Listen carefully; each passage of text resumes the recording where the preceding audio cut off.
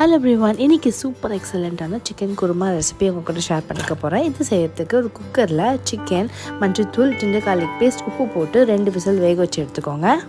Chicken kurma செய்கிற பாத்திரம் எடுத்து எண்ணெய் சூடானாலும் ஹோல் கிராம் ஸ்பைசஸ், ஒரு 2-3 மீடியம் சைஸ் வெங்காயம், 6 பச்சை மிளகாய், வேணும்னா உருளைக்கிழங்கு, இஞ்சி பூண்டு பேஸ்ட் இதெல்லாமே நல்லா வதங்கி வந்த உடனே ஒரு 3 தக்காளி, மீடியம் சைஸ் தக்காளி எடுத்து நல்லா வதக்கின உடனே உப்பு, மஞ்சள்தூள், மிளகாத்தூள் மட்டும் போட்டு நல்லா வதக்கிக்கோங்க.